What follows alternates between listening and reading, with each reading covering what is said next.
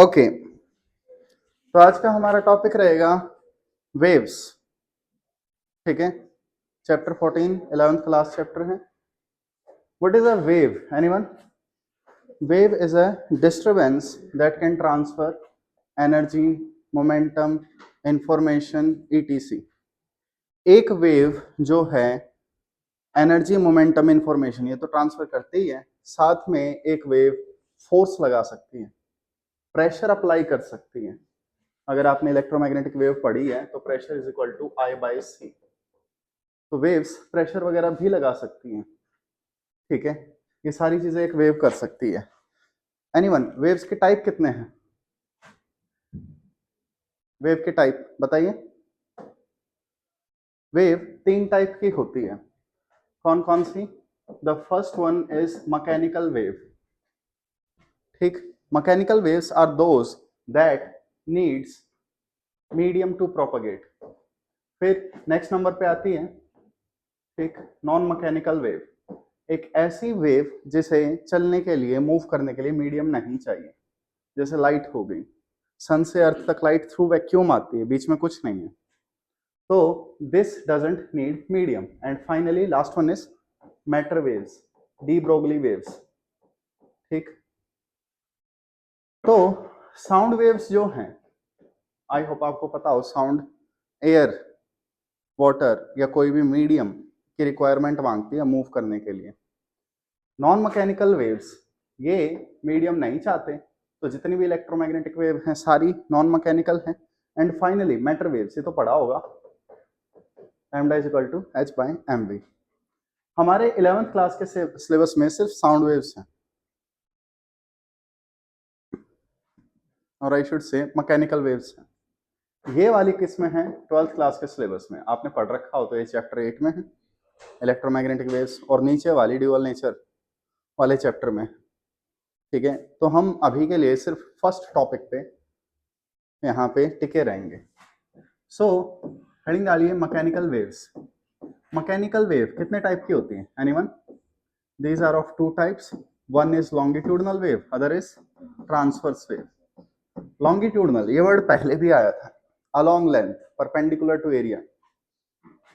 ठीक है, देखो जैसे मैं बोल रहा हूं तुम्हारे पास साउंड जा रही है, तो ये साउंड किसके थ्रू जा रही है? एयर के थ्रू। एयर में कौन सी वेव बनती है, लॉन्गिट्यूडनल या ट्रांसवर्स? लॉन्गिट्यूडनल। तो पहले साउंड कंप्रेस होगी पास पास, फिर साउंड थोड़ी सी एक्सपेंड होगी, या I should say air expand होगी, फिर कंप्रेस होगी, फिर एक्सपेंड होगी, फिर कंप्रेस, फिर एक्सपेंड, ऐसे चलता रहेगा। So this region is called compression and this region is rarefaction. On the other hand आपके पास एक वायर है, आपने वायर को बहुत टाइटली बंद कर दिया, अब इस वायर पे वेव देखो, वेव कुछ ऐसे जाएंगे, so these are transverse waves. ठीक, तो ये दोनों में डिफरेंस है। एक बार दिमाग में इनकी इमेज डाल दो, अगर तुम्हारे दिमाग में इमेज रहेगी तो मेरे को थोड़ा सा पढ़ाना इजी हो जाएगा। Longitudinal and transverse waves, GIF। तो देखिए आप, सबसे पहले यहां पे ध्यान से देखिए इसे। ठीक है, थोड़ा देर में ये आई होप स्टार्ट हो जाए, पेज लोड हो जाए, तो आपको दिख रहा होगा किसी रीजन में वेव्स एक साथ, पार्टिकल्स एक साथ कंप्रेस्ड हैं, इसी में थोड़े से रेयरफेक्ट हैं। अब this is a representation of longitudinal wave.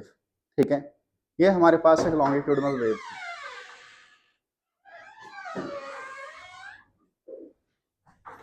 याद रखिए, a wave can not transfer mass. एक वेव एक मास को यहां से वहां तक लेके नहीं जा सकती। ठीक है, तो आओ समझते हैं। देखिए, किसी भी एक पार्टिकल को देख लो, जैसे इस रेड वाले पार्टिकल को देख लिया, ये पार्टिकल ऑसिलेट कर रहा है, आगे पीछे मूव कर रहा है, अपनी जगह छोड़ के कहीं और नहीं जा रहा। किसी भी पार्टिकल पे नजर रखो।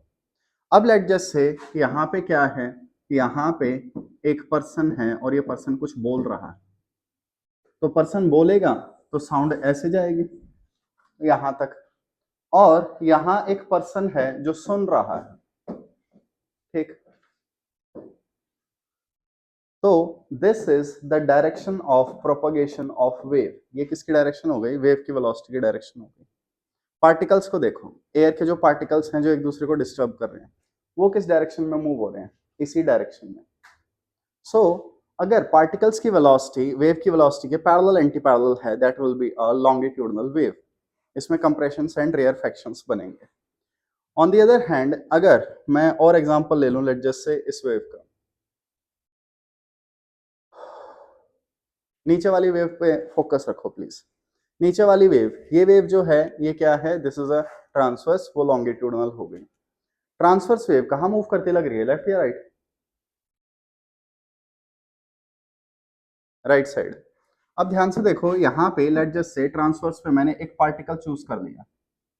इस पार्टिकल को ध्यान से देखो, ये पार्टिकल लेफ्ट राइट मूव नहीं कर रहा है। वेव किस डायरेक्शन में मूव कर रही है? Right side. लेकिन ये particle up and down move कर रहा है। So the word transverse, anyone, transverse word का मतलब क्या होता है?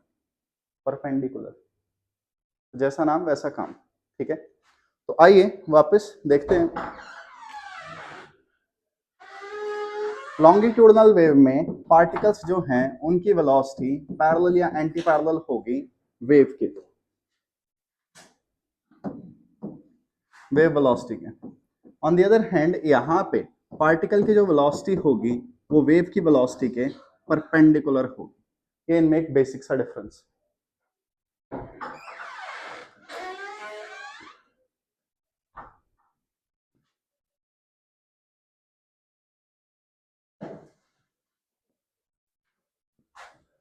Next,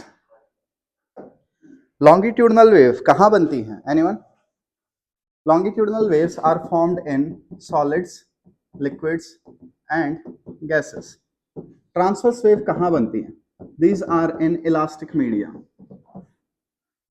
example, solids, surface of liquid, on a stressed string। अभी गैसेस में होगी? ट्रांसवर्स वेव गैसेस में नहीं होती।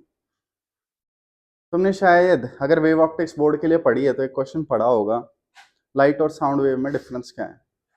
तो लाइट वेव ट्रांसवर्स होती हैं, साउंड वेव एयर में लॉन्गिट्यूडनल होती है। ट्रांसवर्स वेव्स का ही पोलराइजेशन हो सकता है, लॉन्गिट्यूडनल का नहीं होता।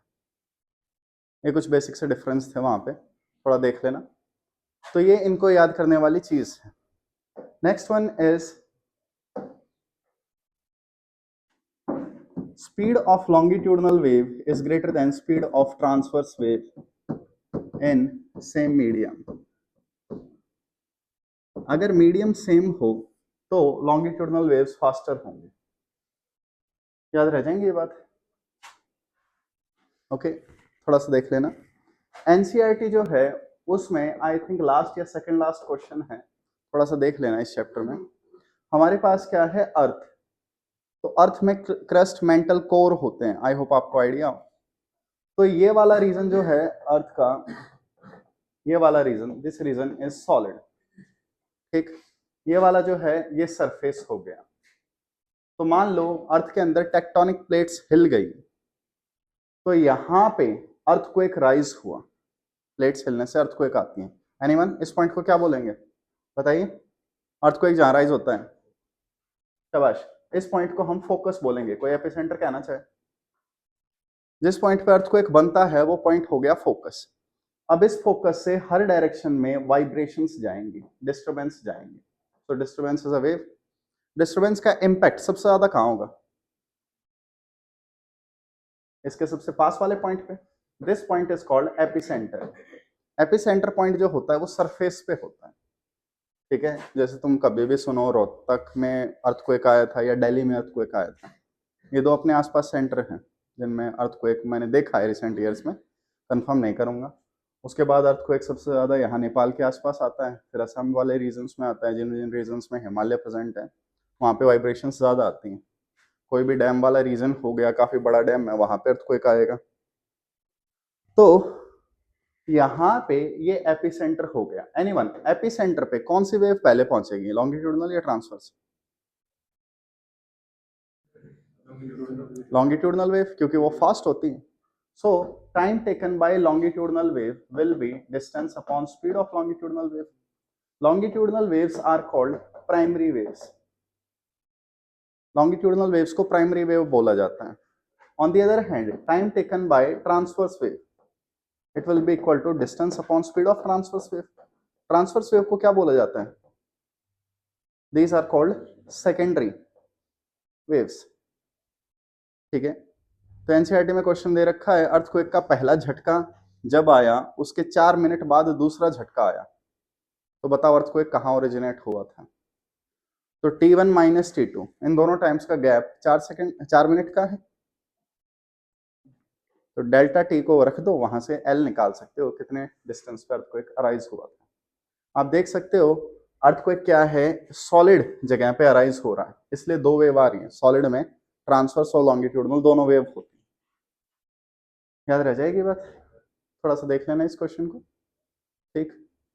तो ट्रांसवर्स वेव जो होती हैं वो थोड़ी स्लो होती हैं. स्लो होने की वजह से ज्यादा देर टिक जाती हैं, इसीलिए इनका इम्पैक्ट ज्यादा होता है. तो होता क्या है, अगर अर्थक्वेक की तुम्हें पहली वाइब्रेशन फील हो गई तो जल्दी से बेंच वगैरह के नीचे, बेड के नीचे या किसी कॉर्नर में पिलर के पास छुप जाओ. ठीक. लेकिन हम क्या करते हैं, पहला झटका आने के बाद वेट करते हैं कि वैसे ही हिले थे या सच में अर्थक्वेक था. हम दूसरे झटके पे डिसाइड करते हैं, जबकि दोनों झटकों के बीच में 2 सेकंड के आसपास अगर किस्मत अच्छी है तो गैप मिल जाएगा. ठीक है. अगर अर्थक्वेक बहुत दूर अराइज हुआ है तो आपको 10 से 20 सेकंड का गैप भी मिल सकता है. 4 मिनट का गैप सच में एनसीईआरटी में बहुत ज्यादा दे रखा है. ठीक है. तो आइए वहां पे नेक्स्ट, लॉन्गिट्यूडनल ट्रांसवर्स, दोनों वेव क्लियर है कौन सी वेव क्या होती है. अब y is equal to f k x plus minus omega t और y is equal to f x plus minus vt. It is a function of a wave.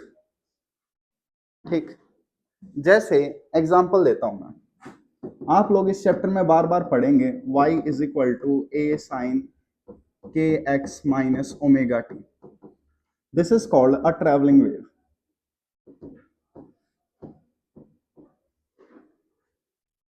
ठीक है. तो अब हमें डिफरेंस देखना है ट्रैवलिंग वेव और स्टेशनरी वेव में. जो हमारा स्टार्टिंग का हाफ चैप्टर है ये ट्रैवलिंग वेव के साथ डील करता है, और नेक्स्ट हाफ आपने ऑर्गन पाइप वगैरह सुन रखी हो, open organ pipe, closed organ pipe, resonance tube, वो सारे स्टेशनरी वेव के साथ डील करते हैं. तो अगेन ये टॉपिक एक बार पढ़ाने से पहले दिमाग में इमेज क्लियर करो. Travelling and stationery waves, GIF. Okay, I think ये वाली ठीक रहेगी.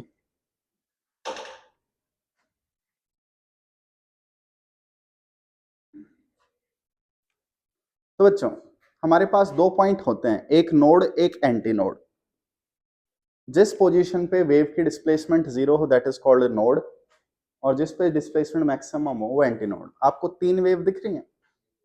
एक तो वॉयलेट, ब्लू, वटएवर कोई कलर है, दूसरा रेड टाइप का कलर है, एग्जैक्टली रेड तो नहीं है, और तीसरा ब्लैक है. तीनों वेव देखी. रेड वाली वेव किस डायरेक्शन में ट्रेवल कर रही है? वॉयलेट वाली, ब्लैक वाली दिखा. जो ब्लैक वाली वेव है ये ना आगे ट्रेवल कर रही है ना पीछे ट्रेवल कर रही है. This will be called a standing wave और अ स्टेशनरी वेव. जो वेव एक ही जगह पे फिक्स्ड हो उसे हम स्टैंडिंग वेव कहते हैं. जबकि मैं बाकी 2 वेव्स को देखूं तो ये लेफ्ट राइट मूव करते हुए दिखाई दे रही हैं, तो ये क्या होंगी? ट्रैवलिंग वेव या प्रोग्रेसिव वेव. अब आइए देखो, ये मेरे पास एक रोप है, रोप की शेप ऐसे होनी चाहिए. मैंने रोप को वाइब्रेशंस दिए लगातार, तो अब रोप की शेप ऐसे हो गई. ठीक. यहां डिस्प्लेसमेंट 0, ये नोड. यहां डिस्प्लेसमेंट मैक्सिमम, ये वाला पार्टिकल सबसे ज्यादा दूर है, एंटी नोड. ये नोड, ये वाला anti node, node, anti node. दिखा, जो पार्टिकल एम्पलीट्यूड पे होगा, मैक्सिमम वैल्यू पे होगा, वो एंटी नोड होगा. अब 2 नोड्स के बीच में डिस्टेंस, लगातार नोड्स के बीच में लैम्डा बाय 2. 2 एंटी नोड्स के बीच में डिस्टेंस लैम्डा बाय 2. एक नोड एंटी नोड के बीच में डिस्टेंस λ/4। ये बातें आपको याद होनी चाहिए, नोट्स वगैरह में देख लेना, नीचे लिंक वगैरह में या मांग लेना लिंक। तो ये हमारे पास कुछ डेटा होता है। अगर मैंने कह दिया कि ये मेरे पास जो है this is a travelling wave, तो थोड़ी देर बाद क्या होगा, ये वेव आगे चली जाएगी, ये वेव अपनी शेप चेंज कर लेगी थोड़ी सी देर के बाद। क्या नोड एंटी नोड की पोजीशन फिक्स है? क्या नोड जहां था अब भी वहीं पे ही है? नहीं। तो ट्रैवलिंग वेव में नोड एंटी नोड की लोकेशन लगातार चेंज होती रहती है। स्टेशनरी वेव में देखो, ब्लैक वाली वेव में नोड यहां है, हमेशा यहीं डिस्प्लेसमेंट 0 मिलेगी। एंटी नोड, ये वाला पार्टिकल सबसे ज्यादा उछल कूद रहा है, एंटी नोड हमेशा यही पार्टिकल रहेगा। तो ये इनमें पहला डिफरेंस है। स्टेशनरी वेव में नोड एंटी नोड की लोकेशन फिक्स होती है, ट्रैवलिंग वेव में चेंज होती रहती है। What is amplitude? Anyone? Amplitude क्या होता है? Maximum displacement from mean position. अब ध्यान से देखो, ये मेरे पास एक ट्रैवलिंग वेव है रेड वाली, इसमें मैंने ये पार्टिकल ले लिया, ये पार्टिकल मैक्सिमम कितना कूद रहा है? ए। अब मैंने कोई दूसरा पार्टिकल ले लिया, ये भी मैक्सिमम कितना जंप कर रहा है? ए। तुम पूरी वेव पे कहीं भी कोई पार्टिकल ले लो, वो पार्टिकल मैक्सिमम ए जाएगा, ठीक है? ये रेड वाली वेव को देखो, रेड वाली वेव को ध्यान से देखो, हर टाइम पे कोई ना कोई पार्टिकल अपने एम्पलीट्यूड पे है, अपनी मैक्सिमम वैल्यू पे है।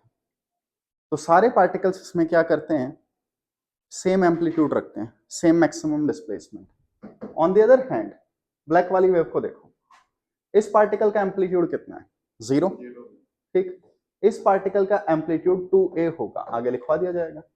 इसके साइड में यहां एक पार्टिकल को देखो, ये मैक्सिमम इतना गया, फिर इतना गया, इस पार्टिकल का एम्पलीट्यूड इतना है।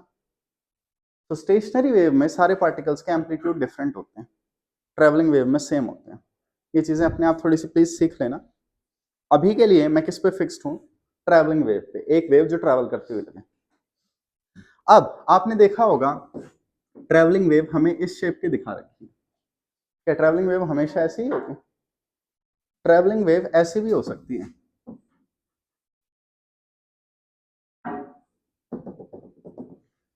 ट्रैवलिंग वेव ऐसी भी हो सकती है,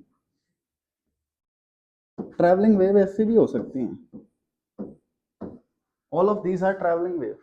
एक वेव जो ट्रैवल करती हुई लगे वो ट्रैवलिंग वेव होती है। लेकिन हम हमेशा कौन सी वेव पढ़ते हैं? जिसमें साइन या कॉस आता है। ये कौन सी वेव्स हैं? साइन या कॉस के फंक्शन को क्या कहते हैं? साइन या कोस के ग्राफ को साइनोसॉइडल ग्राफ कहते हैं, हार्मोनिक। तो हमारे सिलेबस में कौन सी वेव हमें पढ़नी है? Harmonic progressive waves, harmonic travelling wave. लेकिन वेव किसी भी शेप की हो सकती है। नीट में मैंने कभी इस वाले पॉइंट पे क्वेश्चन नहीं देखा, जेई में देख लेता हूँ। ऑफ कोर्स जेई में आई थिंक कितने क्वेश्चन बनते हैं? एक साल में 500 क्वेश्चन आते हैं फिजिक्स के, एक पेपर में 25 क्वेश्चन, 10 पेपर होते हैं एक सेशन में और 2 सेशन होते हैं। जबकि नीट में 45 क्वेश्चन या 50 क्वेश्चन आते थे, अभी 45 आ रहे हैं। तो जेई में ऑफ कोर्स क्वेश्चन इतने सारे आ रहे हैं तो कहीं से भी उठ के आ जाएंगे। नीट में कुछ सिलेक्टेड क्वेश्चन आते हैं इसलिए कभी आया नहीं, फिर भी मैं डिस्कस करना चाहूंगा। तो जिस भी वेव के पास x है, पोजीशन है, एंड टाइम है, टाइम के साथ वो चेंज हो रही है, दोनों फंक्शंस के बीच में क्या है? Plus minus. और y की वैल्यू क्या है? फाइनाइट। वो क्या होगा? That will be a travelling wave और अ प्रोग्रेसिव वेव। ये कंडीशन होती है। x होना चाहिए, t होना चाहिए, दोनों के बीच में प्लस माइनस का साइन होना चाहिए, फंक्शन कुछ भी हो, ठीक। तुम्हारे ऊपर से गया होगा, ऑफ कोर्स देखते हैं। मैं कुछ एग्जांपल दे रहा हूं, बाकी एनसीईआरटी से चेक कर लेना। एनसीईआरटी में 3 एग्जांपल दे रखे हैं, सॉरी एक्सरसाइज में 3 क्वेश्चन दे रखे हैं, 2 के आंसर गलत है। तो जिसके पास मैथ है उसे तो पता है डोमेन रेंज क्या होती है, कोई फंक्शन किस वैल्यू पे खराब होगा, किस पे नहीं होगा। आओ समझते हैं। मैंने कह दिया y is equal to x plus t. क्या ये एक ट्रेवलिंग वेव है? x है, t है, दोनों के सिंगल पावर है, दोनों के बीच में प्लस माइनस है। क्या y की वैल्यू कभी भी नॉट डिफाइंड कुछ जा सकती है, 0 इंफिनिटी वगैरह? इनकी वैल्यू इनफाइनाइट नहीं रखनी ऑफ कोर्स, इनकी वैल्यू x और t की कोई भी नंबर वैल्यू रख दो, 0 1 2 3 4 कुछ भी। क्या y कभी कुछ नॉट डिफाइंड जा सकता है? नहीं, so yes this is a travelling wave, ये ट्रैवलिंग वेव होगा। y is equal to a sine के एक्स माइनस ओमेगा टी, क्या ये ट्रैवलिंग वेव है? x है, t है, बीच में प्लस माइनस, इतना होना चाहिए। इनके बाहर चाहे स्क्वायर हो, क्यूब हो, कोई भी पावर हो, यहां फंक्शन क्या है? साइन। ठीक, क्या y की वैल्यू कभी भी नॉट डिफाइंड जाएगी? साइन थीटा कुछ भी रखो, आंसर -1 से 1 के बीच में आएगा, तो y की वैल्यू हमेशा -1 और 1 के बीच में रहेगी। So yes this is a travelling wave. y is equal to a tan के एक्स माइनस ओमेगा टी, क्या ये ट्रैवलिंग वेव है? ट्रैवलिंग वेव की दो कंडीशन होती हैं, पहला x और t, दूसरा फाइनाइट वैल्यू। तो बच्चों x t है, लेकिन अगर इस वैल्यू की इनकी वैल्यू पुट कर दे और ये एंगल 90 270 ऐसा हो गया, तो 1090 क्या होता है? नॉट डिफाइंड मैथ में, फिजिक्स में इनफाइनाइट। तो क्या y की एक फाइनाइट वैल्यू आएगी? बालक अगर मैंने इस एंगल को 90 रख दिया तो y की वैल्यू इनफाइनाइट आ जाएगी, और इनफाइनाइट इज नॉट फाइनाइट, मतलब कोई भी नॉट डिफाइंड नंबर नहीं होना चाहिए, infinity is not defined number, so this is not a travelling wave. y is equal to 1 upon x plus 10t, बताइए क्या ये एक ट्रैवलिंग वेव है? x है, t है, सिंगल पावर में ऐड हो रहे हैं, फंक्शन मैच हो रहा है, इन दोनों की कोई भी वैल्यू रखो कि सम 0 बने, तो y क्या हो जाएगा? 1/0। क्या y डिफाइंड है? तो ये ट्रैवलिंग वेव नहीं है। तो दो कंडीशंस मैच करनी है, पहला फॉर्मेट और दूसरा फाइनाइट या इनफाइनाइट। एनसीईआरटी अगर देखना चाहो तो देख लेना, उसमें डिफाइंड है। Okay,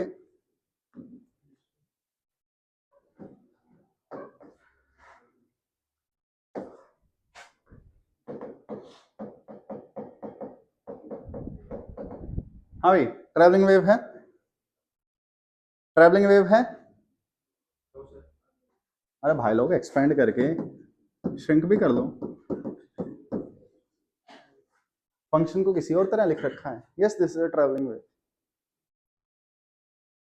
A square b square two a b, please cos theta मत बोलना,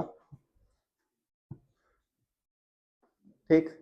तो तुम्हें ऐसे देना पड़ेगा।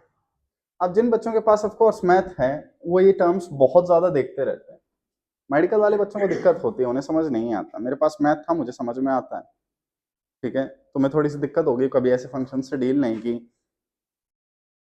But it's okay. वापस आइए, हमारे पास एक टर्म है के, क्या होता है के? 2π/λ। के को क्या बोलते हैं? के का नाम क्या है? एंगुलर वेव नंबर, या फिर दूसरा नाम क्या है के का? जाने दो, प्रोपेगेशन कांस्टेंट। के का दूसरा सिंबल क्या है? इलेक्ट्रोमैग्नेटिक वेव में के को एस से डिनोट करते हैं, and propagation constant is a vector. हमें कभी वेक्टर का साइन लगाने की जरूरत नहीं पड़ती, क्योंकि हम 1D में डील करते हैं। इलेक्ट्रोमैग्नेटिक वेव के पी वाई क्यों निकाल लो जेईई मेंस के, उसमें साफ साफ आपको दिखेगा के क्या है, एक वेक्टर है। तो के को दूसरा सिंबल क्यों दे रहे हैं? क्योंकि ये वेक्टर है, वेक्टर में आई जे के आएगा, के इज इक्वल टू के कैप लिखोगे लफड़ा हो जाएगा।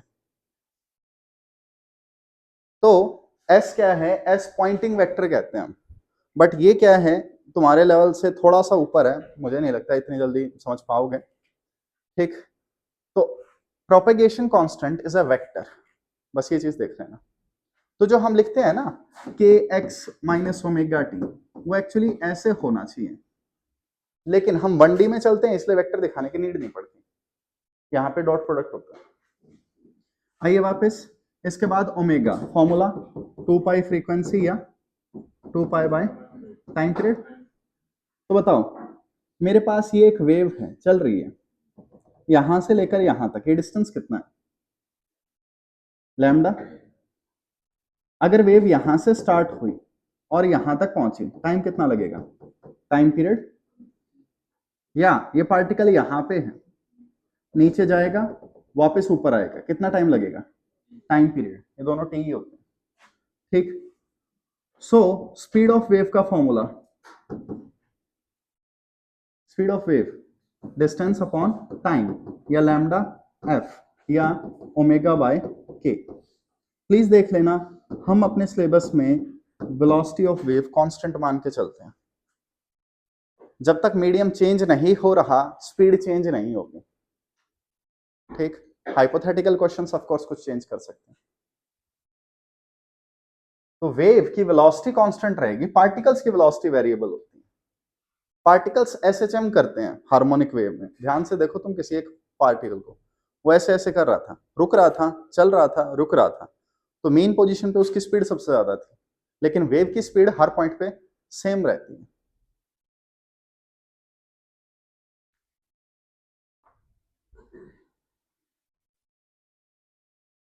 ओके, अब एक चीज देखो, फंक्शन क्या था? के x plus minus omega T, इसमें से के कॉमन ले लो, तो अगर मैं के कॉमन ले लूं तो क्या बचेगा? x plus minus omega by के, जो कि क्या होता है? v, इसलिए उसे ऐसे भी लिखा जा सकता है। तो अगर x के साथ 1 नंबर है तो टाइम के साथ जो भी होगा वो क्या होगा? वेलोसिटी होगा। अदरवाइज x और t के साथ जो भी नंबर है वो k और ओमेगा होंगे। यूनिट्स चेक कर लेना प्लीज, बोलिए। हाँ, वेलोसिटी ऑफ वेव है बच्चे, पार्टिकल की वेलोसिटी थोड़ी देर में डिस्कस करेंगे। नोट किया? प्रॉब्लम किसमें? ओके, आइए, मुझे पता है ये 11th क्लास का लास्ट चैप्टर है, बच्चे 11th क्लास के लास्ट में जाते जाते जाते जाते स्टार्टिंग का पढ़ने लग जाते हैं कि नहीं हम दोबारा से स्टार्ट करेंगे, और लास्ट वाला देखते ही नहीं, ये वो गड़बड़ हो जाती है। हाँ, तो ये हमारे पास क्या है? ये एक फंक्शन हो गया, दोनों को किसी भी तरह लिखा जा सकता है। एक चीज याद रखना, अगर x एंड t ये वाली terms have same sign, then velocity of wave is along, बताइए, माइनस एक्स एक्सिस। जैसे मैं तुम्हें कह दूं y is equal to a sine के एक्स प्लस ओमेगा टी, तो ये भी प्लस है, ये भी प्लस है, दोनों के साइन सेम हो गए, तो ये वेव माइनस एक्स एक्सिस में ट्रेवल कर रही है, ये वेव उल्टी ट्रेवल कर रही है, ठीक। इसका रीजन इसका डेरिवेशन है जो हम करवाते नहीं ना, गिवन है। अगर इन दोनों के अपोजिट साइन हो जाए तो, ठीक, तो ये प्लस एक्स एक्सिस में प्रोपगेट करेगी, मूव करेगी।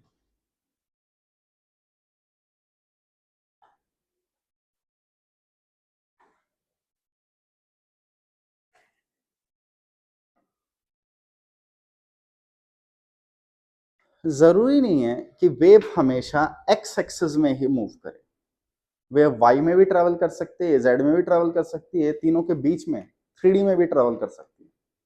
तो आओ देखो, जैसे मैं तुम्हें कह दूं z is equal to a sine के वाई माइनस ओमेगा टी, ये मेरे पास एक वेव है। तो बच्चों, ये x एक्सिस, ये y एक्सिस, ये z एक्सिस, बताइए वेव किस डायरेक्शन में ट्रेवल कर रही है? Plus y minus y? Plus y, k y omega t, minus sine है, तो दोनों के साइन डिफरेंट हो गए, तो ये प्लस वाई में जा रही है। तो ये वेव प्लस वाई में जा रही है लेकिन वाइब्रेट जेड में कर रही है। तो मेरी ड्राइंग ज्यादा अच्छी नहीं है, लेकिन फिर भी समझने की कोशिश करना। ये मैंने एक प्लेन बना दिया एक्स एक्सिस के परपेंडिकुलर, और ये वेव ऐसे जा रही है, ऐसे, ठीक है। तो थोड़ा सा इस चीज को देख लेना। अब अगर मैं डिटेल में डिस्कशन करूं तो हमारे पास क्या है? y is equal to a sine omega t minus k x plus something phi naught. Please देख लेना k x minus omega t minus k x, दोनों चीजें सेम है काइंड ऑफ, ठीक है। वो फेज डिफरेंस 180 का होता है, मैं उस बारे में अभी घुसना नहीं चाहता। ये मेरे पास है, y क्या है, anyone, what is y?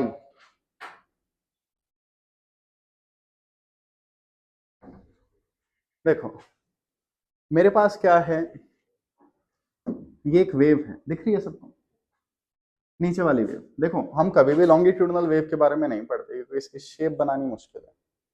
Compression rarefaction बना तो दूंगा, ठीक, लेकिन वो थोड़े थोड़े टाइम बाद चेंज हो जाएंगे और दिक्कत भी होगी बनाने में, इसलिए बेस्ट ट्रांसवर्स वेव। तो जहां लॉन्गिट्यूडनल वेव होती है उसे भी हम एज ट्रांसवर्स वेव दिखा देते हैं। अब लेट जस्ट से मैंने क्या किया, मैंने यहां ओरिजिन ड्रॉ कर दिया। वेव किस डायरेक्शन में जा रही है, प्लस एक्स एक्सिस। वेव किस डायरेक्शन में वाइब्रेट कर रही है, वाई एक्सिस में। बात आई समझ? अब मैंने तुमसे पूछ लिया कि बताओ, यहां मेरे पास एक रैंडम पी पॉइंट है, ये पॉइंट एक्स नॉट डिस्टेंस पे है, तो इस पॉइंट की डिस्प्लेसमेंट कितनी है, इस पॉइंट का वाई क्या है? तो तुम देख सकते हो इस पॉइंट का वाई हर टाइम पे चेंज हो रहा है। तो सबसे पहले अगर मैं तुम्हें कोई भी वेव बना के दूं तो तुम्हें सोचना है ये वेव नहीं है, ये वेव की फोटो है। तो अगर मैं किसी चीज की फोटो खींच दूंगा तो मैं टाइम को कांस्टेंट कर दूंगा। फोटो में टाइम चेंज नहीं होता, तुमने जब फोटो खींच ली तो वो किसी स्पेसिफिक इंस्टेंट की। तो मैं जैसे इसकी फोटो खींच दूंगा मेरे पास ये स्टेशनरी हो जाएगी, फिक्स्ड हो जाएगी।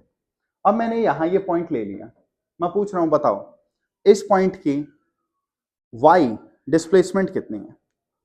तो तुम कहोगे सबसे पहले इसकी डिस्प्लेसमेंट दो चीजों पर डिपेंड करती है, एक एक्स पे एक टी पे। यानी ये कितना दूर है, क्योंकि आप देख सकते हो अलग अलग पार्टिकल्स का अलग अलग वाई, और किस टाइम पे फोटो ली जा रही है। इसीलिए हमारा जो फंक्शन होता है उसमें एक्स और टी दो टर्म आती है। अब चलो कोई बात नहीं, ये चीजें समझ में आई, वापस आओ। ये मेरे पास क्या हो गई, एक वेव हो गई। तो y क्या है, y is displacement of particle. ये क्या है, mechanical wave. Mechanical wave medium में ट्रेवल करती है, मीडियम में वो पार्टिकल्स को डिस्टर्ब करते हुए जाती है। जैसे सारे बच्चे बिल्कुल पास पास बैठे हैं एक स्ट्रेट लाइन में, एक वाइब्रेट करेगा तो उसकी वाइब्रेशन साइड वाले के पास जाएंगी, और ज्यादा ही वाइब्रेट करेगा तो वाइब्रेशन एंड तक भी जा सकती है। ऑफ कोर्स कम होती जाएंगी, लेकिन हम नहीं मान रहे कम होंगे, हम आइडियल केस मान रहे हैं। सो y is displacement of particle. अब बताइए मुझे वेलोसिटी ऑफ पार्टिकल चाहिए, कैसे निकालूं? डिस्प्लेसमेंट से वेलोसिटी का formula anyone, dy by dt। लेकिन मैं dy बाय dt नहीं कर सकता, क्योंकि अगर मैंने इसका डिफरेंशिएशन कर दिया तो यहां टोटल कितने वेरिएबल है, तीन, y t और x, x भी वेरिएबल है, तो यहां हमें पार्शियल डिफरेंशिएशन करना पड़ेगा। तो velocity of particle is del y over del t, time के रिस्पेक्ट में पार्शियल डिफरेंशिएशन। मुझे x से कोई मतलब नहीं है, मुझे सिर्फ टाइम से मतलब है। तो हेल्प करवाओ, a साइन का डिफरेंशिएशन, कॉस एंगल के साथ कोई छेड़छाड़ नहीं, अब एंगल में घुस जाओ, ओमेगा टी का, ओमेगा ये वाली टर्म्स इनमें टाइम नहीं है तो ये कांस्टेंट रेट की जाएंगे। तो ये हमारा आंसर आया। अब ध्यान से देखिए आप, एसएचएम में वेलोसिटी की इक्वेशन हमने क्या लिखी थी, ए ओमेगा कॉस ओमेगा टी, तो ये एसएचएम ही तो है। All the particles in harmonic wave perform SHM. तो बच्चों अगर मैं पूछूं पार्टिकल की मैक्सिमम वेलोसिटी क्या हो सकती है, तो एनीवन एसएचएम में मैक्सिमम वेलोसिटी का फॉर्मूला मैक्सिमम चाहिए तो कॉस को 1 रख दो, ए ओमेगा। कोई प्रॉब्लम? एक क्वेश्चन जो प्रीवियस ईयर में आपको सबसे ज्यादा रिपीटेड मिल जाएगा, पार्टिकल की मैक्सिमम वेलोसिटी और वेव की वेलोसिटी का रेशियो, प्लीज ट्राई। अगर मैं पार्टिकल की मैक्सिमम वेलोसिटी को वेव वेलोसिटी से डिवाइड कर दूं तो मेरे पास क्या आंसर आएगा? ये one of the most repeated questions है, जेई में भी नीट में भी मिल जाएगा, बस नीट में बार बार नहीं आ सकता।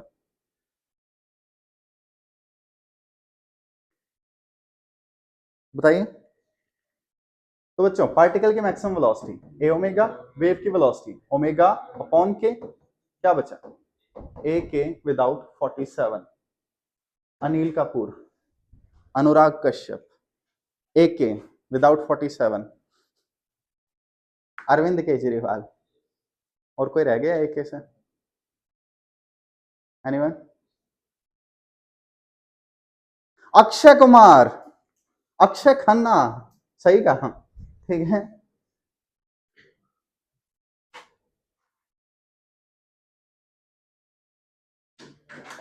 याद रह जाएगी ये बात? ओके, तो बात को इसे मुझे यहीं खत्म करना पड़ेगा। The next topic is sonometer. Sonometer को बार बार स्ट्रेच स्ट्रिंग कहूंगा। ओके, सोनोमीटर और स्ट्रेच स्ट्रिंग, लास्ट में भवरे की गुंजन मांझा। सोनोमीटर सेटअप, अबे जीआईएफ नहीं सर्च करना। ओके, देखो ऐसे सेटअप आपने चलते फिरते शायद स्कूल की लैब में देख लिया हो, अगर स्कूल की लैब अच्छी थी, ठीक है। हमारे एक ही था, पता नहीं कहाँ गया, कौन उठा ले गया, लेकिन फिर भी मैंने उसे घर पे लाके बहुत अच्छे से सीखा सब कुछ। तो यहाँ पे पॉइंट ये है कि ये जो आपको सेटअप दिख रहा है, दिस इज अ सोनोमीटर। हम डायग्राम इतना खतरनाक बना नहीं सकते, तो हम इजी पीजी डायग्राम से ट्राई करते हैं। सबसे पहले मैं ये सेटअप समझा देता हूँ, ये वाला बेस्ट रहेगा, ठीक। आपके पास क्या है, एक टाइट स्ट्रिंग है, एक रस्सी है और वो टाइट है।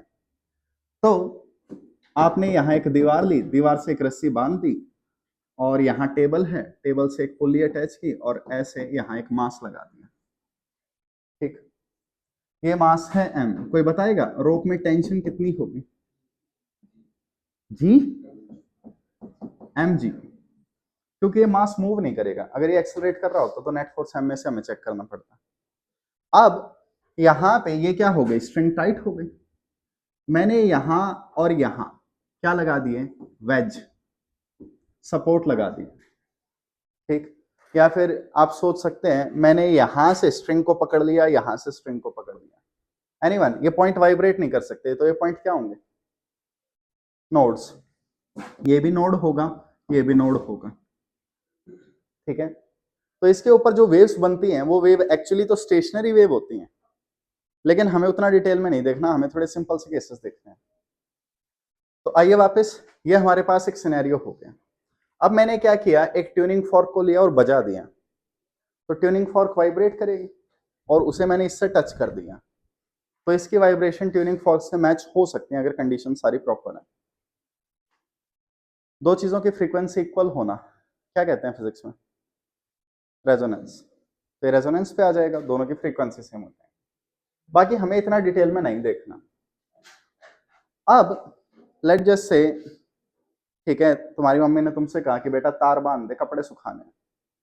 तुमने तार को बिल्कुल टाइट बांध दिया और चेक करने के लिए टिंग टिंग ऐसे ऐसे किया, लेकिन जैसे ही पहला तार टंगा दिया, सॉरी पहला कपड़ा टंगाया, ये टेढ़ा हो गया।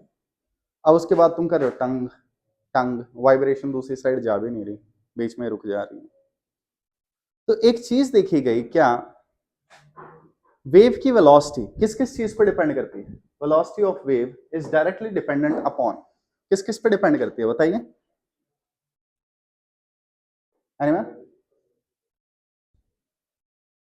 टेंशन पे और म्यू पे। एनसीईआरटी ने इसका डेरिवेशन करवाया है प्रोडक्ट ऑफ पावर्स मेथड से, आंसर आया है T by mu. T tension हो गई, म्यू क्या होता है बच्चों? म्यू मास पर यूनिट लेंथ, या फिर रो ए डेंसिटी इनटू एरिया, ये म्यू का फॉर्मूला होता है। नेक्स्ट टाइम किसी के घर में जाओ, कहीं भी जाओ, या खुद के पास गिटार हो तो उसे देखना, गिटार में 6 स्ट्रिंग होती हैं, ऊपर वाली सबसे मोटी होती है, सबका मटेरियल नियरली सेम होता है, लेट जस्ट से। तो मास अपॉन लेंथ क्या होगा, डेंसिटी इनटू एरिया, अगर 6 की 6 स्ट्रिंग की डेंसिटी सेम है तो म्यू किस पे डिपेंड करेगा, एरिया पे या रेडियस पे। जो 6 स्ट्रिंग होती हैं इनमें सबसे ऊपर वाली सबसे मोटी स्ट्रिंग होती है और सबसे नीचे वाली बिल्कुल पतली होती है। इन्हें वाइब्रेट करवा के देखो, अलग अलग साउंड आएगी, अलग अलग वाइब्रेशंस की स्पीड होगी, इसीलिए अलग अलग धुन आती है। अब आइए वापस, ये क्या हो गया, वेलोसिटी ऑफ वेव हो गया, ये आपको याद रखना। तो टेंशन आपको सोनोमीटर के केस में दिख ही रही है कितनी है, मास अपॉन लेंथ वगैरह तुम्हें अपने आप दे दिए जाएंगे। करें आगे, next, speed of longitudinal wave. तो हमें पता है लॉन्गिट्यूडनल वेव की स्पीड दो चीजों पर डिपेंड करनी चाहिए, एक बल्क मॉडुलस और दूसरा डेंसिटी ऑफ द मीडियम। इन दोनों पे वेव की स्पीड डिपेंड करेगी। जब डायमेंशनल एनालिसिस से हमने सॉल्व किया इसे तो आंसर आया बल्क मॉडुलस अपॉन डेंसिटी। ये किसी भी लॉन्गिट्यूडनल वेव की स्पीड है। इफ रॉड, अगर मैं आपको एक रॉड दे दूं, रॉड दोनों साइड से टाइट वगैरह नहीं है, बंधी हुई नहीं है, ठीक, रॉड को मैं बजा दूं, जैसे ये मेरा पेन है स्टाइलस, ये भी रॉड ही है, ठीक, स्ट्रिंग बिल्कुल पतली होती है, मैंने इसे बजा दिया, इसमें वाइब्रेशंस ऑफ कोर्स नहीं आएंगे, काफी ज्यादा सॉलिड है, बहुत ज्यादा फोर्स से बजाना पड़ेगा, ठीक।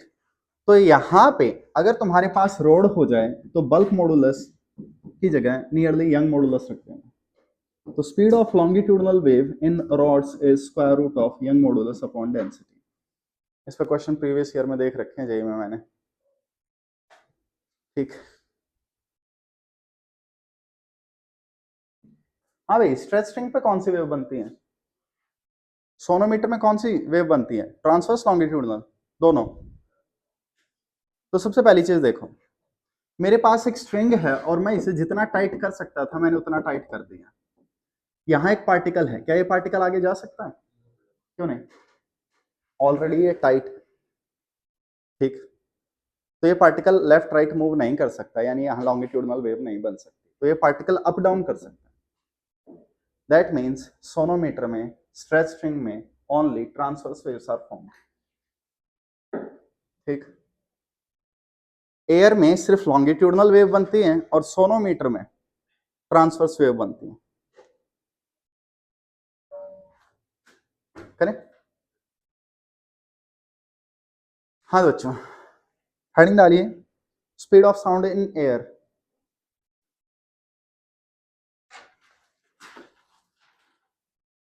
Speed of sound in air.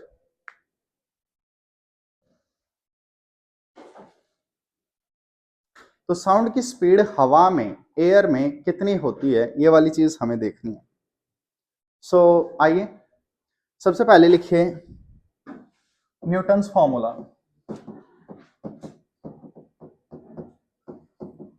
Newton अपनी फिजिक्स में दो जगह गलत है, एक यहां और दूसरा वेव ऑप्टिक्स में, और दोनों जगह उसने वेव की स्पीड गलत निकाली। न्यूटन सिर्फ अपने टाइम की वजह से पीछे था। आइए, हाँ बच्चों, इसमें Newton assumed that propagation of sound is an isothermal process. Slow process जो होते हैं वो आइसोथर्मल होते हैं और फास्ट प्रोसेस एडियाबैटिक होते हैं। तो न्यूटन को आइडिया था कि जब साउंड ट्रेवल करती है तो कंप्रेशन रेयरफेक्शंस बनते हैं। उसने माना कंप्रेशन और रेयरफेक्शन स्लो बनते हैं, स्लो बनेंगे सराउंडिंग के साथ हीट एक्सचेंज कर लेंगे, ठीक है। तो इसने क्या मान लिया था गलती से, propagation of sound in is isothermal process. Bulk modulus में गैस का बल्क मॉडुलस आइसोथर्मल प्रोसेस में प्रेशर के इक्वल होता है। सॉलिड्स वाला चैप्टर देख लेना, लिखवाया था, ठीक। तो बताओ स्पीड ऑफ साउंड का फॉर्मूला क्या होगा, square root bulk modulus by density. Bulk modulus की value pressure, pressure P by rho RT by M, ideal gas equation के फॉर्मेट्स में लिखवाया था। जब यहां से स्पीड ऑफ साउंड कैलकुलेट की गई तो वो आई 285 मीटर पर सेकंड के आसपास। कितनी होती है स्पीड ऑफ साउंड, 330 के आसपास होती है, फिक्स्ड नंबर नहीं है। क्या डेटा सही है, डेटा जो आया उसमें 15% एरर थी, 5% तक तो चल जाता है, लेकिन उसकी एरर बहुत बड़ी थी। तो यहाँ पे न्यूटन गलत हो गया, न्यूटन ने स्पीड ऑफ साउंड का फॉर्मूला गलत दे दिया। तो उसके बाद आया लैप्लेस और उसने न्यूटन को करेक्ट किया। सोचो, न्यूटन काइंड ऑफ फिजिक्स वालों का भगवान, ठीक है, जिसने सारी फिजिक्स बना दी, उसे कोई करेक्ट कर रहा है, ठीक है, उसका सो लैप्लेस करेक्शन, लैप्लेस ने न्यूटन की गलती यहाँ ठीक की और क्या बोला, propagation of sound is adiabatic process, sound का ट्रेवल करना एडियाबैटिक प्रोसेस है इंस्टेड ऑफ आइसोथर्मल। तो अगर साउंड का प्रोपगेट करना एडियाबैटिक प्रोसेस है तो बल्क मॉडुलस एडियाबैटिक प्रोसेस में क्या होता है, गामा पी, ठीक। तो आपके पास क्या बन जाएगा, स्पीड ऑफ साउंड का formula square root bulk modulus upon density, bulk modulus gamma P T by rho RT by m, so gamma RT by m, this will be the speed of sound. Please देख लेना, थकेलो molar mass KG में put करना होता है, तुम्हें chemistry की वजह से मोलर मास को ग्राम में पुट करने की आदत है, लेकिन फिजिक्स में केजी में पुट होगा, अदरवाइज आंसर आसपास भी नहीं जाएगा, ठीक है। तो एक कॉमन क्वेश्चन तो प्रीवियस ईयर में तुम्हें ये मिल जाएगा कि बताओ स्पीड ऑफ साउंड और RMS स्पीड का रेशियो कितना है, एनीवन। तो एक गामा RT बाय m है, एक 3RT बाय m है, डिवाइड करोगे तो ये बच जाएगा। तो प्रॉब्लम किसी का,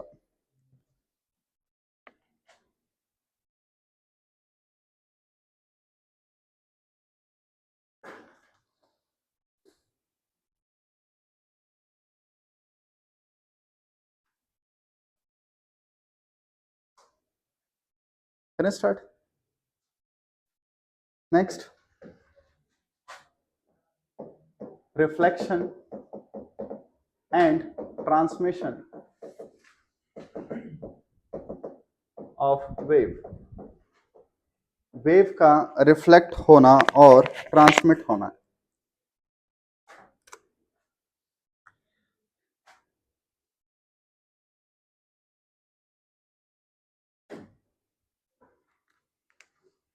तो देखिए, सबसे पहले आपको आइडिया होगा वेव्स टकरा के रिफ्लेक्ट हो सकती हैं, तो आओ जरा एक बार वेव ऑप्टिक्स को देखो, ठीक है, वेव ऑप्टिक्स या रे ऑप्टिक्स सेम बात है। ये मेरे पास नॉर्मल है, एक वेव आई या एक इंसिडेंट रे आई, वैसे तो वेव ही है। सो इंसिडेंट रे आई आके टकराई, टकरा के ऐसे जाएगी और ऐसे जानी चाहिए थी लेकिन बैंड हो जाएगी, याद है चीजें, this happens to all waves, ठीक है, ये साउंड वेव के साथ भी होता है। अब incident ray, reflected ray, refracted रे, आई होप आपको ये चीजें याद है। इंस्टेड ऑफ रिफ्रैक्टेड हम इसे ट्रांसमिटेड भी बोल सकते हैं, जो आर पार हो गई, ट्रांसमिटेड रे, कोई अलग चीज नहीं। एक वेव मेरे पास आई, इसकी स्पीड थी v, वेवलेंथ थी लैम्डा, फ्रीक्वेंसी थी f, बताइए इसके बारे में क्या होगा, एनीवन क्विक, इसकी स्पीड क्या होगी।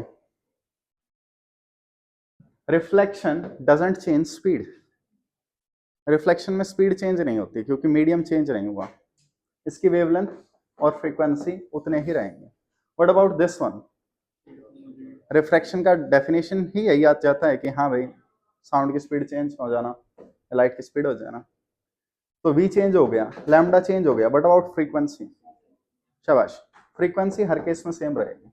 अगर 3 वेव तुमने भेजी हैं तो 3 वेव ही ट्रांसमिट होंगी, 3 ही रिफ्लेक्ट होंगी, तो फ्रीक्वेंसी चेंज नहीं होगी। आई होप इस बारे में कोई प्रॉब्लम ना हो।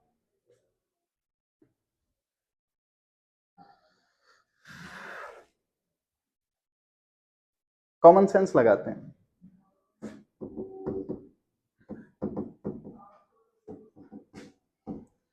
टोटल एनर्जी EI थी, इंसिडेंट एनर्जी, उसका कुछ पार्ट रिफ्लेक्ट हो गया, कुछ पार्ट रिफ्रैक्ट हो गया। सेंस बना रहा है, सेंस बना रहा है, कंजर्वेशन ऑफ एनर्जी, क्या गलती की मैंने, जब भी लाइट स्ट्राइक करती है 3 फिनोमेना होते हैं। मैंने एब्जॉर्प्शन काउंट नहीं किया। लाइट का कुछ पार्ट एब्जॉर्ब भी हो जाता है सरफेस से, तो मैं मान के चलूंगा एब्जॉर्ब नहीं हो रहा। दोनों को टाइम से डिवाइड कर दो, पावर आ जाएगी, एरिया से डिवाइड कर दो, इंटेंसिटी आ जाएगी। तो कंजर्वेशन ऑफ एनर्जी भी लगाना पड़ सकता है, लेकिन वो नीट वालों के लिए इंपॉर्टेंट नहीं है, आई थिंक सो। बाकी मैं कुछ कह नहीं सकता, लास्ट ईयर जैसा पेपर आया था। ओके, वापस आइए।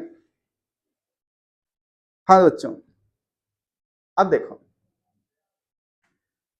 ये मेरे पास एक पोल है, यहां से मैंने एक वेव को भेजा और यहां पे एक रिंग लगी हुई। So you can say left side denser medium है, राइट साइड रेयरर मीडियम है, या आप ये कह सकते हैं दोनों में से कोई भी एक चीज। लाइट डेंसर से रेयरर की तरफ जा रही है, रिफ्लेक्ट होके वापस आ रही है, या एक वेव जो है, ठीक है, ऐसे जा रही है, एक पोल से टकरा रही है।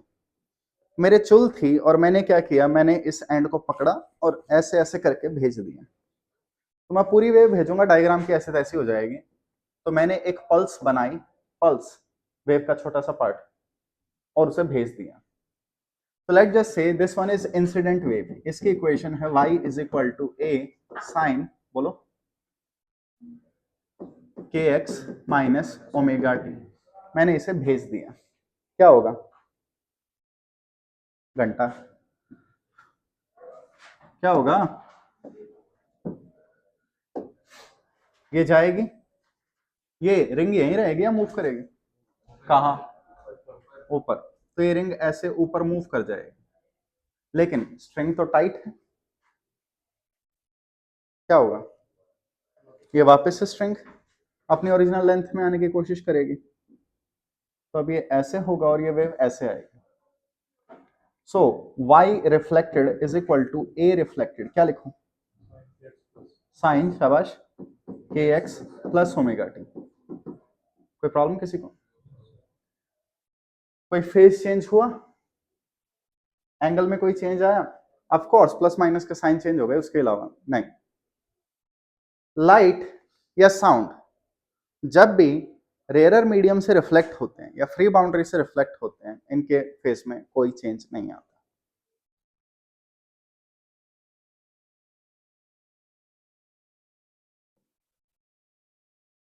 टाइम बहुत स्पीड से निकल रहा है। ऑन द अदर हैंड, हमारे पास ये क्या है? एक रिजिड सपोर्ट है। या आप ऐसे सोच सकते हो, इस साइड रेयरर मीडियम, इस साइड डेंसर मीडियम। ये वेव मैंने भेजी, ये वेव जब यहां जाएगी तो थोड़ी सी ऐसे ऊंगी बुंगी हो जाएगी।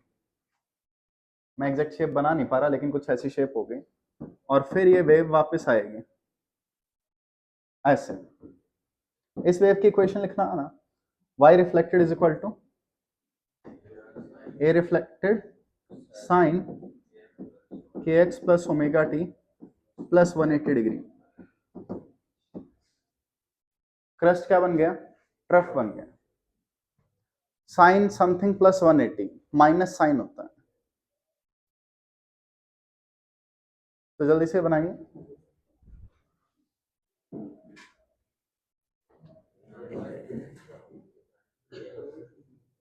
हाँ बेडू, ये बनानी है नहीं बनानी वो तुम्हारी चॉइस है, नोट्स में सब कुछ है। अगर तुम्हें साथ साथ समझ में आ गया, बनाने की कोई नीड नहीं है।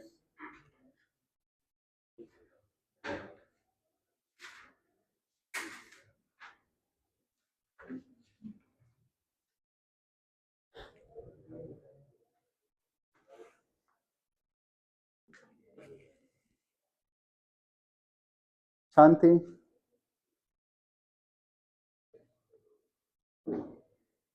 ओके, करें? हाँ तो बच्चों देखो,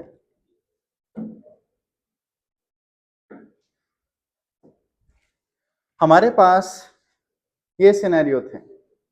सो reflection from a denser boundary, अगर आप कभी भी डेंसर बाउंड्री से या रिजिड सपोर्ट से रिफ्लेक्ट हो रहे हो, causes a phase shift of pi or path shift of lambda by 2. सो अगर आप कभी भी डेंसर बाउंड्री से रिफ्लेक्ट होके आ रहे हो, वेव का फेज और पाथ चेंज हो जाएंगे, ये वाला चेंज आएगा। आइए,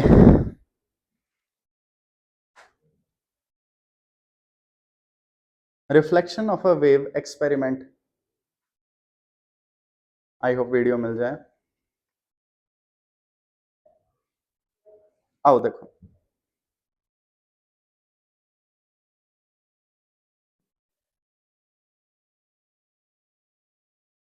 दिख रहा है?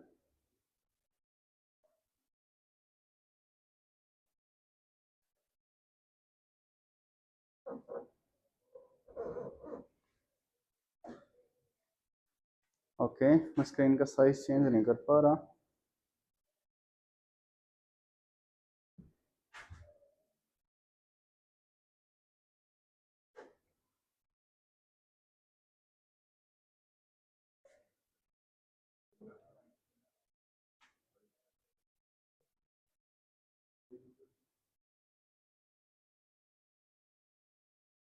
ओके, इतनी कंप्यूटर साइंस तो सीखी थी हमने। आइए वापस देखो,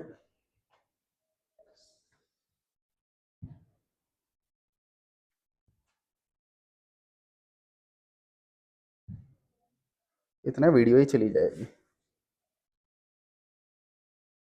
हाँ भाई, आइए,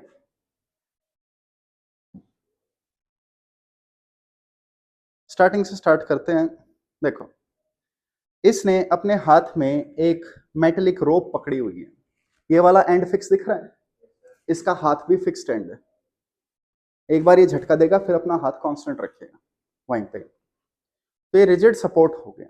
अगर मैं क्रस्ट भेजूंगा तो ट्रफ वापस आएगा। ठीक है, तो देखो, सबसे पहले इसने पल्स बनाई, लेट जैसे क्रस्ट गया, क्या वापस आ रहा है? ट्रफ। इसके हाथ से टकरा के देखो, फिर क्रस्ट ट्रफ चेंज होते हैं क्योंकि इसका हाथ रिजिड सपोर्ट है। ठीक, बात आई समझ? ये ऐसा होगा। तो जब भी हम वेव भेजते हैं, वो किसी सपोर्ट से टकरा के वापस आती है, और इस तरीके से हम आगे स्टेशनरी वेव्स बनाएंगे। On the other hand, what if अगर मैं क्या करूं, फ्री सपोर्ट ले लूं, तो क्रस्ट भेजूंगा, क्रस्ट ही वापस आएगा। यहां देखो, मैंने एक हैवी रोप को लाइट रोप से टाई कर दिया, तो ये क्या हो गया? डेंसर मीडियम, वो क्या हो गया? Rarer medium. लाइट रेयरर से रिफ्लेक्ट होती है, कोई चेंज नहीं आता। देखा, हैवी और लाइट रोप बांधी हुई। अब अगर मैं क्रस्ट भेजूंगा, क्रस्ट ही वापस आएगा। ठीक, आपने झटका मारा, वेव गई, क्रस्ट भेजा था, क्रस्ट ही वापस आया। इसके हाथ से टकरा के चेंज हो रहा है। Okay, so this is reflection of a wave. ये एक वेव का रिफ्लेक्शन।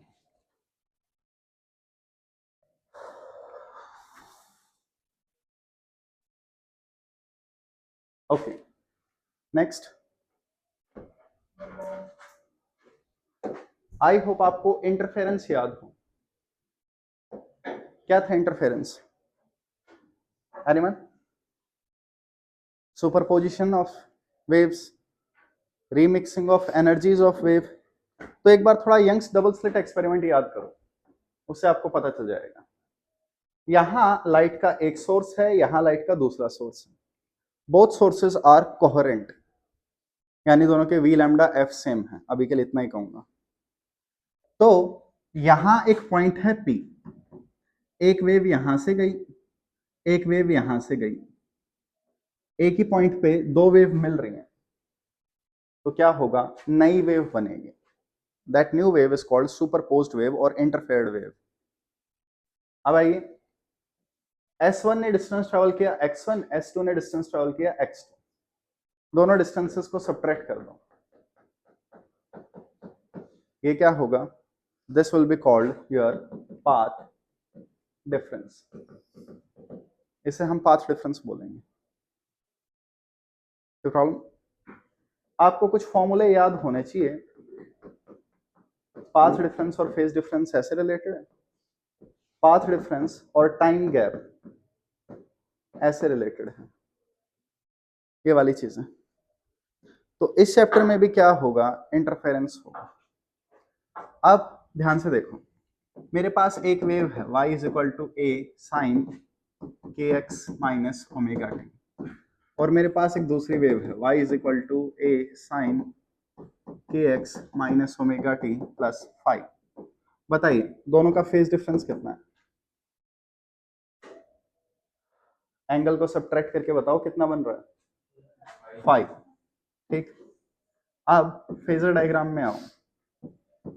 एंगल इसका छोटा है, मैंने इसे रेफरेंस मान लिया, मैंने एक रैंडम एरो ड्रॉ कर दिया और इस एरो को A1 कह दिया। A2 का एंगल बड़ा है या छोटा है? बड़ा है, तो वो लीड कर रहा है। मैं A2 कहां बनाऊं? एंटी क्लॉकवाइज पॉजिटिव लेते हैं। तो आई होप आपको याद हो फेजर डायग्राम सर्कल में घूमते रहते हैं। तो यहां पे कहीं मेरे पास क्या होगा? A2, और ये क्या होगा? एंगल फाई होगा। अब अगर मैं पूछूं कि आपके पास लेट जैसे दो वेक्टर हैं, तो रिजल्टेंट निकाल सकते हो? क्या होगा resultant? A square b square two a b cos theta, याद है? तो अगर दो वेव किसी भी फेज पे इंटरफेयर कर रही हैं तो फेज डिफरेंस का हमारे पास ये फॉर्मूला होगा।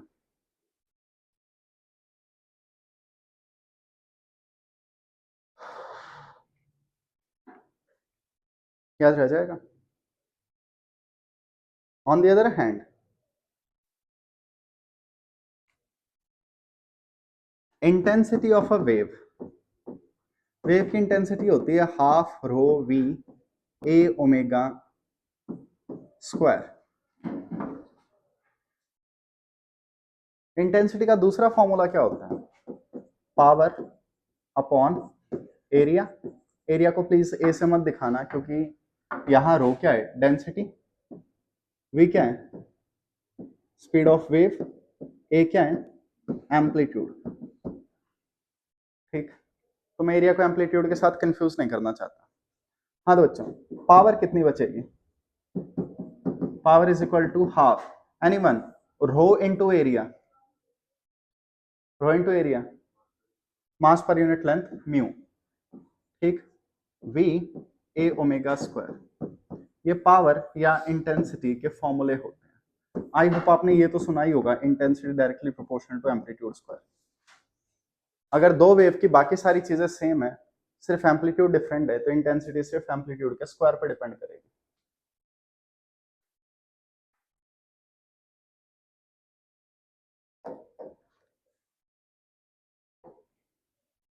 ओके,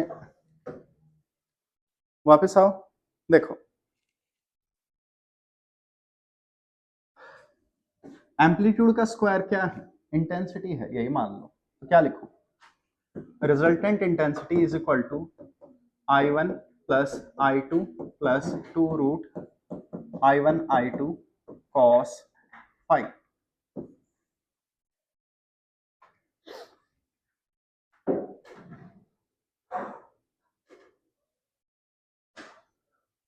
ओके,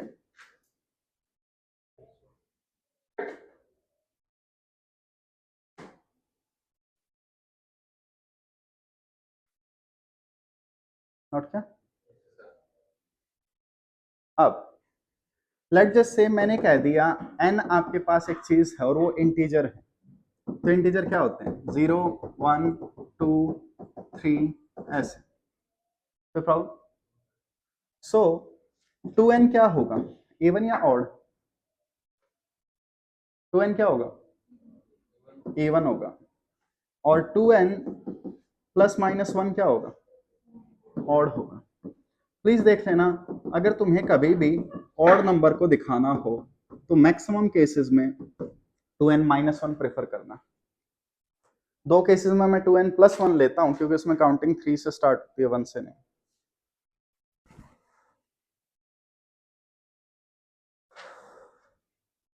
ओके, ठीक है, आइए चेंज करूं। देखो, अब आई होप आपने सुना हो constructive and destructive interference. Bright fringe या डार्क फ्रिंज, मैक्सिमा या मिनिमा, काइंड ऑफ वही चीज है। आपके पास एक वेव है, ये देखो, एक वेव ये हो गई, लेट जस्ट से y1, और एक वेव ये हो गई, ये वाली, लेट जस्ट से y2। कैसे इंटरफेरेंस है? कंस्ट्रक्टिव। दोनों के एम्पलीट्यूड एक साथ आ रहे हैं, दोनों के मैक्सिमा, दोनों के क्रस्ट एक ही पॉइंट पे कंबाइन हो रहे हैं। मेरे पास एक दूसरी वेव है, ये y1 और ये y2, एक के क्रस्ट पे दूसरे का ट्रफ आ रहा है एग्जैक्टली, तो ये क्या है? डिस्ट्रक्टिव। अगर इनके अलावा और कोई सीन हो जाए तो वो फाई एंगल पे होगा, फाई वाले फॉर्मूले से निकलेगा। तो सबसे पहली चीज, अगर ऐसा सिनेरियो है तो डेल्टा एक्स होगा एन लैम्डा, या फिर लैम्डा बाय 2 का E1 मल्टीपल। तो बताओ, ऐसा सिनेरियो होगा तो कौन सा सीन होगा? डेल्टा एक्स कितना होगा? लैम्डा बाय 2 का कौन सा मल्टीपल? Odd multiple. कोई प्रॉब्लम? ये आपको चीजें याद रखनी है। फिर फेज डिफरेंस डेल्टा फाई, तो 2 pi by lambda delta x में वैल्यू पुट करो ये फेज के फॉर्मूले में, तुम्हारे पास आएगा पाई का E1 मल्टीपल। यहां पे फेज डिफरेंस कितना आएगा? शाबाश, पाई का ऑड मल्टीपल 2n-1।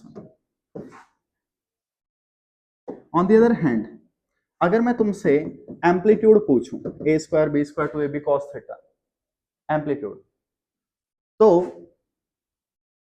यहां एम्पलीट्यूड मैक्सिमम होगा, anyone? Maximum amplitude a1 plus a2। यहां अगर मैं रिजल्टेंट एम्पलीट्यूड पूछूं तो वो मिनिमम होगा, answer a1 minus a2। Amplitude negative नहीं हो सकता, और हमें ये नहीं पता a1 a2 कौन सा बड़ा है, इसलिए मॉडुलस आता है। यहां मैक्सिमम इंटेंसिटी कितनी होती है? Root i1 plus root i2 whole square. यहां minimum intensity anyone? Root i1 minus root i2 होती है। ओके, तो आज की क्लासेस में हमने वेव्स का स्टार्टिंग वाला पार्ट देखा, ठीक। इसके अलावा वेव में एक चीज और होती है which is called characteristic of sound. Characteristic of sound जो ये टॉपिक है, ये मैंने सिलेबस में कभी देखा ही नहीं, ठीक, कभी भी। ये अलग बात है, बुक्स में लिखा हुआ मिल जाता है, लेकिन इस पे क्वेश्चन अगर मैंने कभी भी देखे होते मैं डिटेल में पढ़ा देता। सो कैरेक्टरिस्टिक, पहली कैरेक्टरिस्टिक, अगर तुम्हारे पास किसी का कॉल आ जाए, तुम फोन उठाते ही सिर्फ उसकी आवाज सुनते ही एग्जैक्टली बता सकते हो कि लड़का बोल रहा है, लड़की, अंकल, आंटी, बुढ़ा, जवान, पैदा हुआ बच्चा, कौन सा बोल रहा है, ठीक। या बैकग्राउंड में कैसी नॉइज है, ट्रकों की, कारों की, हॉर्न कैसे हैं, खुले रोड पे घूम रहा है, सिर्फ एक साउंड सुन के एग्जैक्टली बता दिया जा सकता है। तो साउंड में, हर साउंड में 3 कैरेक्टरिस्टिक होती हैं जिसे उससे डिफरेंशिएट किया जा सकता है। The first one is loudness. तुम्हारा कोई ना कोई दोस्त होगा जो बहुत ऊंचा बोलता होगा, तुम्हें दूर से ही पता चल जाता होगा वो आ गया। या लाइक जैसे तुम हाईवे पे चल रहे हो आराम से और पीछे से हरियाणा रोडवेज ने हॉर्न बजा दिया, जान निकल जाएगी, एक तो उनकी स्पीड और दूसरा उनका हॉर्न, ठीक। दूसरा पिच, पिच बोले तो पैनी आवाज, लड़कों की आवाज की मोटी पिच होती है। देवी और सज्जनों के एबीसी में आपका स्वागत है। हाँ और लड़कियों की आवाज कुछ ज्यादा ही पैनी होती है। कार्टून्स में देखा हो, कोई मोटी औरत गा रही है और कांच टूट गए, ये होता है, ये फिनोमेना प्रैक्टिकली पॉसिबल है, लेकिन बहुत जान चाहिए इसमें और बहुत कमजोर ग्लासी है। And the final one is क्या रह गया? क्वालिटी, ठीक। अभी तुम सारे थोड़े बादशाह टाइप के गाने सुनते होगे, ठीक, नए, दिलों का शूटर है मेरा स्कूटर, इस टाइप के नए नए। एक एज के बाद तुम थोड़ा पुराने गानों पे शिफ्ट हो जाओगे। तुम अभी यंग हो, जिम में जाते हुए मैं तुमसे कह दूं दुखी गाने पे डंबल उठा, नहीं उठाए जाएंगे, ऑफ कोर्स वहां पे थोड़ा हैवी स्ट्रॉन्ग मेटलिक सॉन्ग्स चाहिए। लेकिन जब तुम्हारी बॉडी रेस्ट मांगेगी तो तुम स्लो गाने पसंद करोगे। बाथरूम सिंगिंग अगर तुमने की हो तो पूरी एनर्जी में हो तो कैसे ही गाने गा लोगे, लेकिन एनर्जी कम है तो पुराने गाने जो स्लो टेम्पो के हैं वो गाओगे, ठीक। तो बात आ जाती है क्वालिटी की। मान लो मैं कोई कंसर्ट कर रहा हूँ सिंगिंग का, आओगे टिकट लेने? आ रहे हो तो बावड़ी पूछो। वहीं पे लता मंगेशकर, ठीक है, टाइप के किशोर कुमार, मोहम्मद रफी, इनके गाने अगर प्लेबैक में भी चल रहे हैं तो भी हो सकता है तुम चले जाओ, एक टाइम के बाद तुम इन्हें पसंद करना शुरू कर दोगे। अभी तुम्हारी एज नहीं है इतने पुराने गाने सुनने की, किसी को पसंद है तो अच्छी बात है। तुम्हारे टाइम पे मेरे को भी इंग्लिश गानों की चुल थी, समझ में कुछ ना आए। आका आका ए आमे आमे दिस टाइम फॉर अफ्रीका, ठीक।